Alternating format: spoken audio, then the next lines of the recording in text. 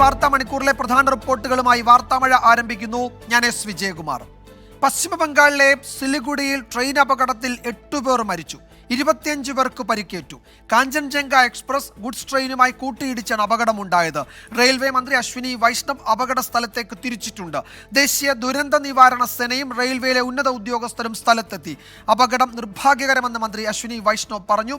രാഷ്ട്രപതിയും പ്രധാനമന്ത്രിയും അനുശോചനം രേഖപ്പെടുത്തി. റെയിൽവേ മന്ത്രി രാജിവെക്കണമെന്ന് കോൺഗ്രസ് ആവശ്യപ്പെട്ടു. ബൽറാം നെടുങ്ങാടി വിവരങ്ങൾ നൽകും ഡൽഹിയിൽ നിന്ന്. ബൽറാം, അപകടത്തിൽ 8 പേർ മരിച്ചു, കൂടുതൽ ആളുകൾ ഈ ട്രെയിനുകളിൽ കുടുങ്ങിക്കിടക്കുന്നു എന്നൊക്കെ റിപ്പോർട്ടുകളുണ്ട്. രക്ഷാപ്രവർത്തനം എങ്ങനെ പുരോഗമിക്കുന്നു? പുതിയ വിവരങ്ങൾ എന്തൊക്കെയാണ്?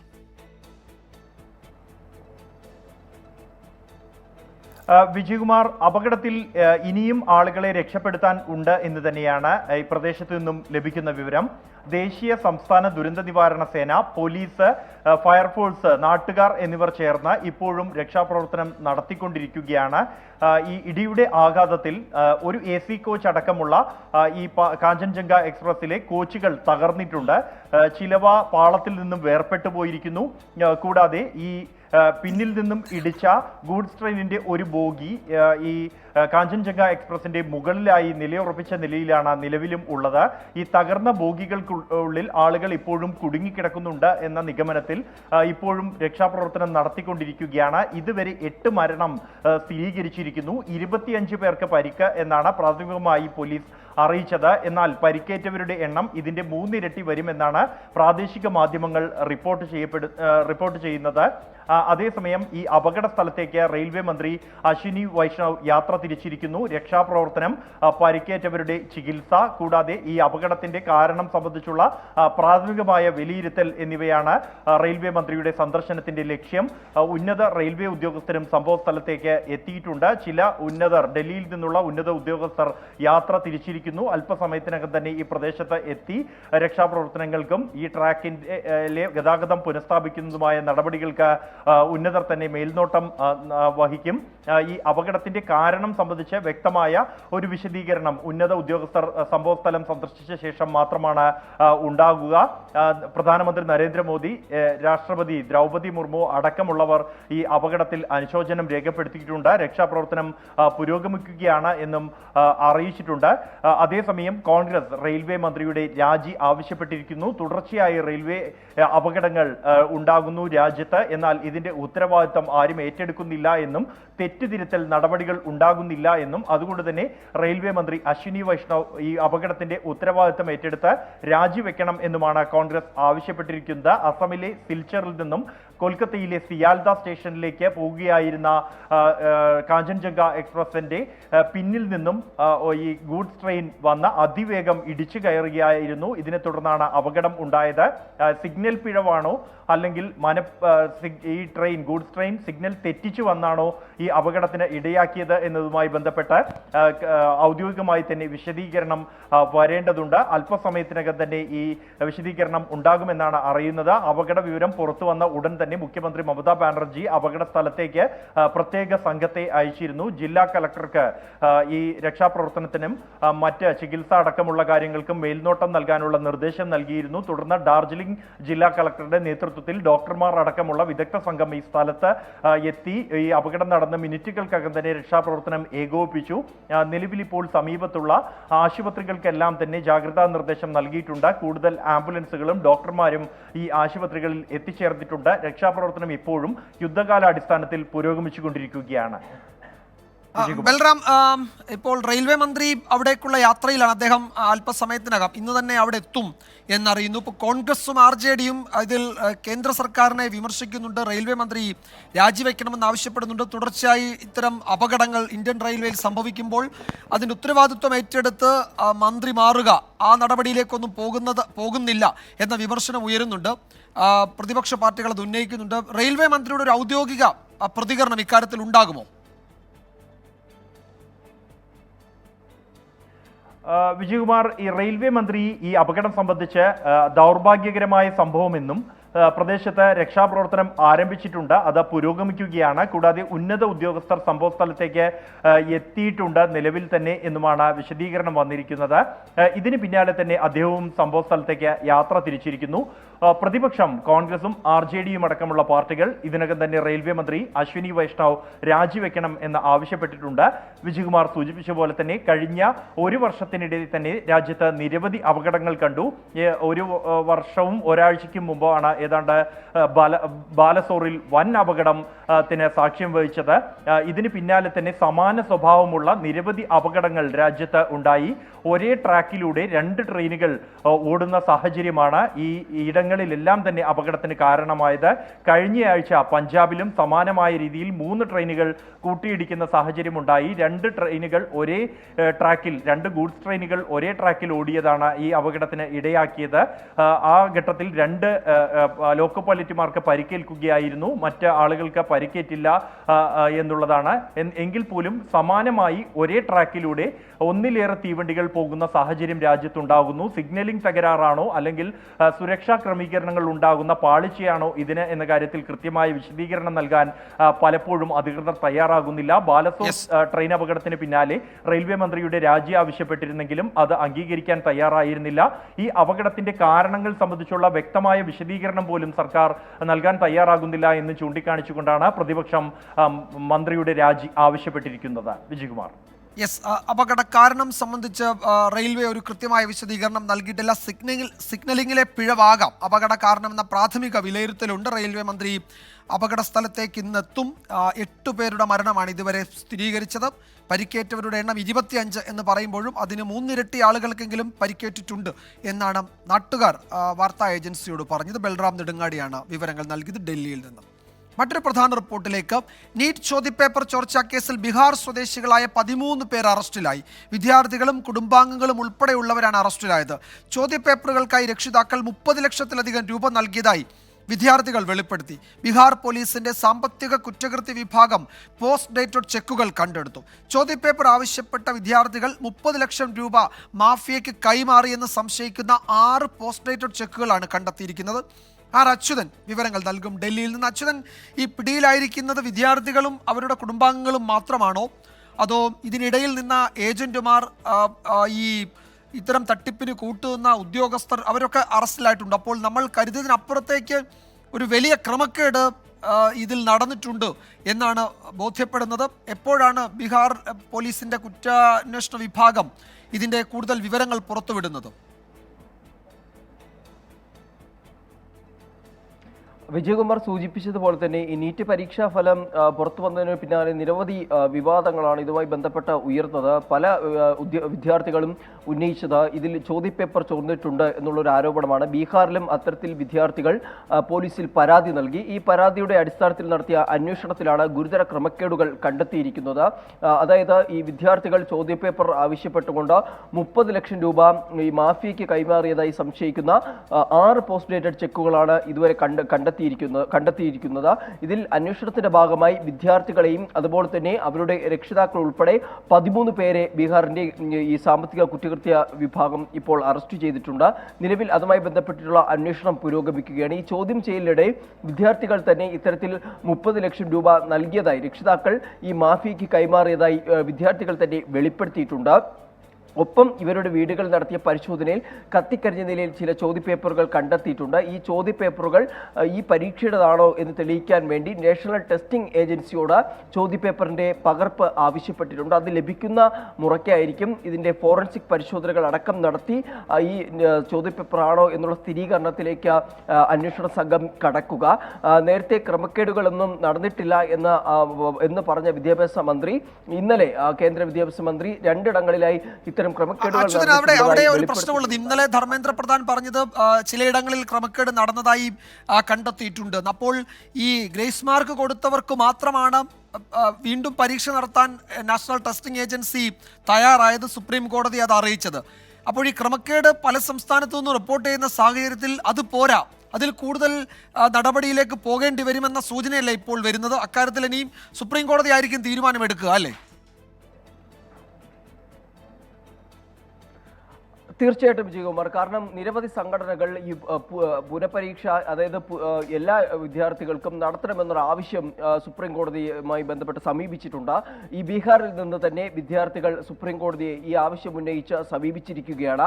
എന്നാൽ നാഷണൽ ടെസ്റ്റിംഗ് ഏജൻസി അധിക ഗ്രേസ് മാർക്ക് നൽകിയ 1563 വിദ്യാർത്ഥികൾക്കാണ് നിലവിൽ പുനഃപരീക്ഷ നടത്താനായി തീരുമാനിച്ചിരിക്കുന്നത്. എന്നാൽ ബീഹാറിൽ ഇത്തരം ക്രമക്കേടുകൾ കണ്ടെത്തിയ സാഹചര്യത്തിൽ അത് ഗുരുതരമായി തന്നെ വിലയിരുത്തേണ്ടതായി വരും. അത് സുപ്രീം കോടതിയുടെ പരിഗണനയിലേക്ക് എത്തുമ്പോൾ ഒരു പക്ഷേ ഇതിലൊരു പുനഃപരീക്ഷ എന്നുള്ള സാധ്യതകളിലേക്ക് കോടതി കടന്നേക്കും. എന്തായാലും അത് ബഹുമാനപ്പെട്ട സുപ്രീം കോടതിയുടെ പരിഗണനയിൽ വരുന്ന ഒരു കാര്യമാണ്.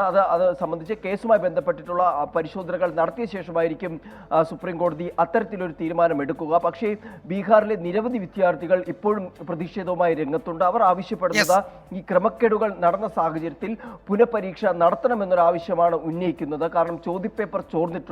ഇതിൽ ഒരു മാഫിയ, ചോദ്യപേപ്പർ മാഫിയ തന്നെ ഇതിന്റെ പിന്നിൽ പ്രവർത്തിക്കുന്നുണ്ട് എന്നുള്ള ആരോപണം വിദ്യാർത്ഥികൾ ശക്തമായി തന്നെ മുന്നോട്ട് വയ്ക്കുന്നു. ആ ആരോപണങ്ങളെ അല്ലെങ്കിൽ ആ ആരോപണങ്ങൾ അതിനെ തെളിയിക്കുന്ന തരത്തിലുള്ള തെളിവുകളാണ് ഈ അന്വേഷണത്തിന്റെ ഭാഗമായി പോലീസിനും ലഭിച്ചിട്ടുള്ളത്.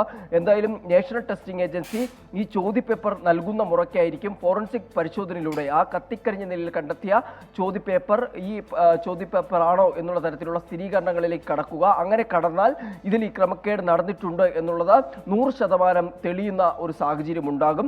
ശരി അച്യുതൻ, എന്തായാലും വലിയ ക്രമക്കേടിന്റെ തട്ടിപ്പിന്റെ വിവരങ്ങളാണ് ബീഹാറിൽ നിന്ന് പുറത്തു വരുന്നത്. നാഷണൽ ടെസ്റ്റിംഗ് ഏജൻസിക്ക് എന്താണ് ഇക്കാര്യത്തിൽ പറയാനുള്ളത് എന്നറിയേണ്ടതുണ്ട്. സുപ്രീം കോടതി അക്കാര്യത്തിൽ ഒരുപക്ഷെ കൂടുതൽ കടുത്ത തീരുമാനങ്ങളിലേക്ക് പോയേക്കും. ബീഹാർ പോലീസിലെ സാമ്പത്തിക കുറ്റാന്വേഷണ വിഭാഗം കണ്ടെത്തിയിരിക്കുന്നത് ഏതാണ്ട് 30 ലക്ഷം രൂപ ഈ കുട്ടികൾ ഈ മാഫിയയ്ക്ക് അല്ലെങ്കിൽ അവരുടെ ബന്ധുക്കൾ കൈമാറിയിട്ടുണ്ട് എന്നതാണ്. അതായത് ചോദ്യപേപ്പർ ചോർത്തി നൽകാൻ വേണ്ടി. അപ്പോൾ വലിയ സാമ്പത്തിക ഇടപാടൊക്കെ നടന്നതിൻ്റെ വിവരങ്ങളാണ് ഇപ്പോൾ വരുന്നത്. അതിൻ്റെ വിശദാംശങ്ങൾ പുറത്തുവിടും വൈകാതെ എന്ന് ബീഹാർ പോലീസ് അറിയിക്കുകയും ചെയ്യുന്നുണ്ട്. വൈകാതെ അതിൻ്റെ വിവരങ്ങൾ കൂടുതൽ പുറത്തു വന്നേക്കാം. ആർ അച്യുതനാണ് ഡൽഹിയിൽ നിന്ന് വിശദാംശങ്ങൾ നൽകിയത്. എറണാകുളം അങ്കമാലി അതിരൂപത സ്വതന്ത്ര സഭയാകുമെന്ന് വിമത വിഭാഗത്തിന്റെ മുന്നറിയിപ്പ്. ഏകീകൃത കുർബാന വിഷയത്തിൽ നടപടി കടുപ്പിച്ചാൽ സഭയിൽ നിന്ന് പുറത്തു പോകുമെന്ന് വൈദിക സമിതി സെക്രട്ടറി ഫാദർ കുര്യാക്കോസ് മുണ്ടാടൻ 24 പറഞ്ഞു. മാർപ്പാപ്പയ്ക്ക് അയച്ച കത്തിൽ തെറ്റായ കാര്യങ്ങളാണ് പറയുന്നത്. ജൂലൈ 3 കഴിഞ്ഞാലും ജനാഭിമുഖ കുർബാനകൾ തന്നെ വൈദികർ ചൊല്ലുമെന്നും ഫാദർ കുര്യാക്കോസ് മുണ്ടാടൻ പ്രതികരിച്ചു. സീറോ മലബാർ സഭയ്ക്ക് ഈ എറണാകുളം അങ്കമാലി അതിരൂപതയെ ഉൾക്കൊള്ളാൻ സാധിക്കുന്നില്ലെങ്കിൽ ഞങ്ങൾക്ക് എന്ത് ചെയ്യാൻ പറ്റും? ഈ കത്തോലിക്ക തിരുസഭ, ഞങ്ങൾ മാർപ്പാപ്പയെ അനുസരിക്കുന്നവരാണ്. ഞങ്ങൾ കത്തോലിക്ക തിരുസഭയിൽ തന്നെ നിലനിൽക്കാൻ ആഗ്രഹിക്കുന്നു. അതുകൊണ്ട് മാർപ്പാപ്പയോടും മേജർ ആർച്ച് ബിഷപ്പിനോടും ഈ സിനഡിനോടും ഞങ്ങൾക്ക് പറയാനുള്ളത്, ഞങ്ങളെ സ്വതന്ത്രമായിട്ട് വിടൂ.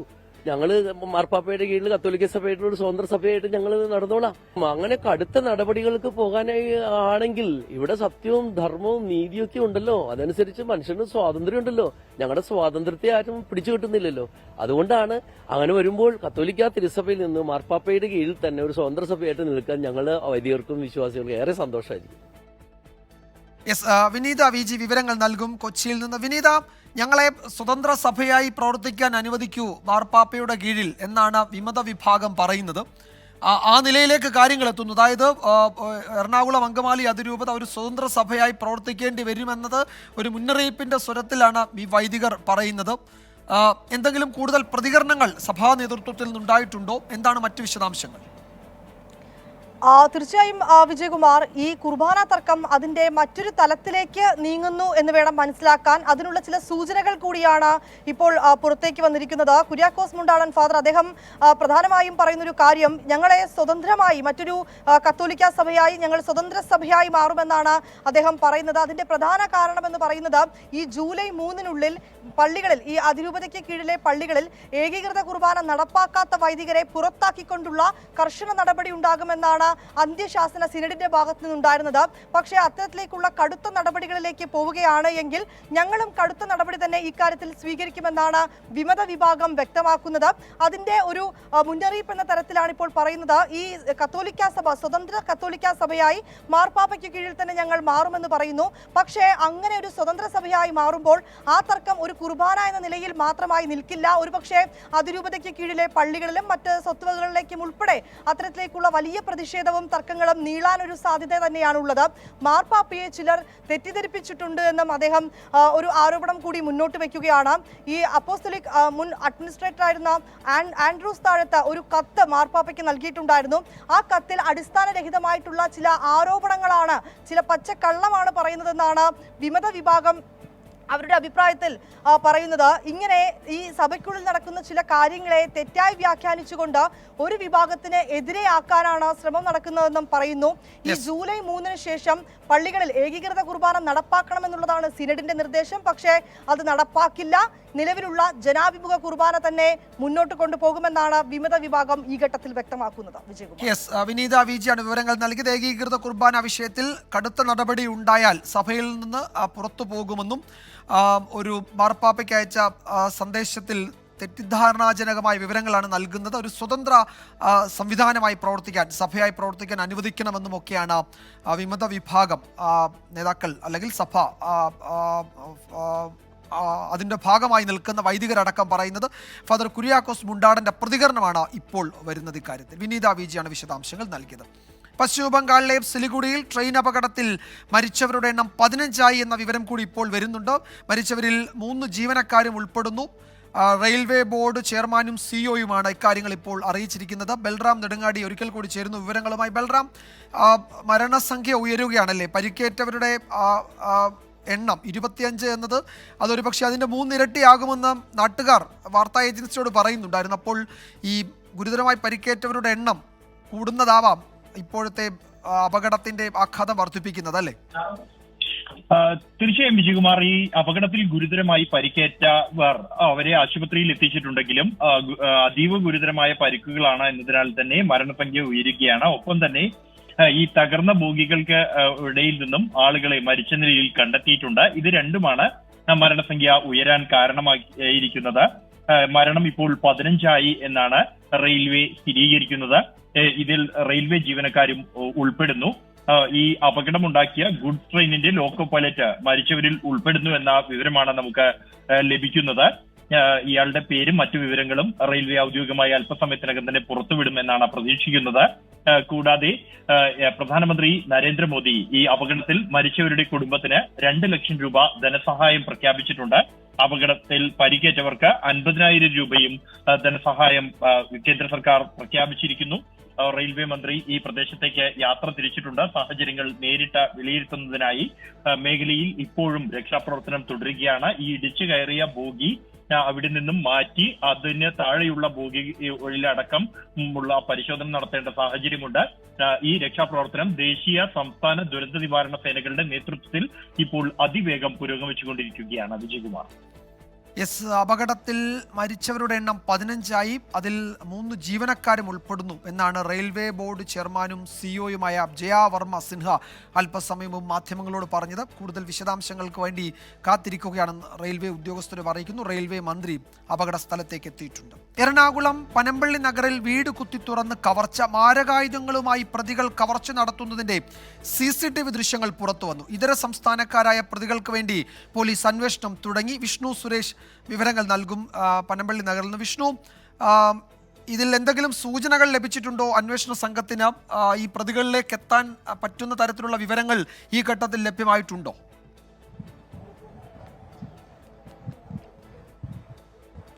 വിജയകുമാർ, നിലവിൽ ഈ CCTV ദൃശ്യങ്ങൾ ഉള്ളതുകൊണ്ട് തന്നെ പ്രതികളിലേക്ക് എത്രയും പെട്ടെന്ന് എത്താനാകുമെന്ന പ്രതീക്ഷയാണ് പോലീസ് പങ്കുവെക്കുന്നത്. ഈ അറ്റ്ലാന്റിസ് ജംഗ്ഷന് സമീപം, അറ്റ്ലാന്റിസ് ഗേറ്റ്വേക്ക് സമീപമുള്ള 98 നമ്പർ വീട്ടിലാണ് മോഷണം നടന്നത്. ഈ വീട്ടുടമ അദ്ദേഹത്തിന്റെ മകന്റെ കാണുന്നതിന് വേണ്ടി മുംബൈയിലേക്ക് പോയിരിക്കുകയായിരുന്നു. ഇന്നലെ പുലർച്ചയോടുകൂടിയാണ് മോഷണം നടന്നത്. ഈ ഫ്രണ്ട് മുന്നിലത്തെ വാതിൽ അടിച്ചു തകർത്ത് അല്ലെങ്കിൽ അത് കുത്തി തുറന്നാണ് ഈ മോഷ്ടാക്കൾ അകത്ത് കയറിയത്. അതോടൊപ്പം തന്നെ CCTV ദൃശ്യങ്ങളിൽ നിന്ന് വളരെ വ്യക്തമാണ് ഇവർ ഈ അലമാര കുത്തി തുറക്കുന്നതും അതോടൊപ്പം തന്നെ മറ്റു വാതിലുകൾ ചവിട്ടിപ്പൊളിക്കാൻ ശ്രമിക്കുന്നത്. ഈ യുവാക്കളാണ് എന്ന് തന്നെയാണ് ആ ദൃശ്യങ്ങളിൽ നിന്ന് വ്യക്തമാക്കുന്നത്. ഇന്നലെ പുലർച്ചെ 2 മണിയോടുകൂടിയാണ് മോഷണം നടക്കുകയും ചെയ്തത്. നിലവിൽ സൗത്ത് പോലീസിന്റെ നേതൃത്വത്തിൽ പരിശോധന ആരംഭിച്ചിട്ടുണ്ട്. ഡോഗ് സ്ക്വാഡ് ഉൾപ്പെടെ എത്തിയാണ് പരിശോധന നടത്തുന്നത്. എത്രയും പെട്ടെന്ന് പ്രതികളിലേക്ക് എത്താം എന്നാണ് പോലീസ് പ്രതീക്ഷ പങ്കുവെക്കുന്നത്. എന്തെല്ലാം സാധനങ്ങൾ മോഷണം പോയിട്ടുണ്ട് എന്നുള്ളത് ഇപ്പോഴും ഒരു വ്യക്തത വന്നിട്ടില്ല. കാരണം ഈ വീട്ടുടമ ഉൾപ്പെടെ എത്തേണ്ടതുണ്ട്. നാളെ രാവിലെയോടുകൂടിയായിരിക്കും അദ്ദേഹം ഇങ്ങോട്ടേക്ക് എത്തുക. അപ്പോൾ മാത്രമാണ് എന്തെല്ലാം വസ്തുക്കൾ നഷ്ടപ്പെട്ടിട്ടുണ്ട് എന്നറിയാനാകുക. പണം ഉൾപ്പെടെ നഷ്ടപ്പെട്ടിട്ടുണ്ട് എന്നുള്ളതാണ് പ്രാഥമികമായി ലഭിക്കുന്ന വിവരം. 2 മാസം മുമ്പാണ് ഇതിന് വീടിന് തൊട്ട് സമീപം പനമ്പള്ളി നഗറിൽ തന്നെ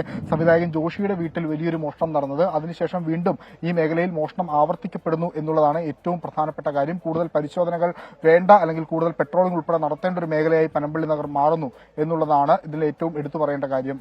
വിജയകുമാർ. യെസ്, എറണാകുളം പനമ്പള്ളി നഗറിലാണ് വീട് കുത്തിത്തുറന്ന് വലിയ മോഷണം നടന്നത്. മാരകായുധങ്ങളുമായി പ്രതികൾ കവർച്ച നടത്തുന്നതിന്റെ CCTV ദൃശ്യങ്ങൾ പുറത്തു വന്നു. ഇതര സംസ്ഥാനക്കാരായ പ്രതികൾക്ക് വേണ്ടി പോലീസ് ഇപ്പോൾ അന്വേഷണം തുടങ്ങിയിട്ടുണ്ട്. പ്രതികളിലേക്ക് എത്താവുന്ന തരത്തിലുള്ള സൂചനകൾ ലഭ്യമാകും വൈകാതെ എന്നാണ് അന്വേഷണ സംഘം പറയുന്നത്. വിഷ്ണു സുരേഷാണ് വിശദാംശങ്ങൾ നൽകിയത് കൊച്ചിയിൽ നിന്ന്. റിപ്പോർട്ടോടെ വാർത്താമഴ അവസാനിക്കുന്നതിന്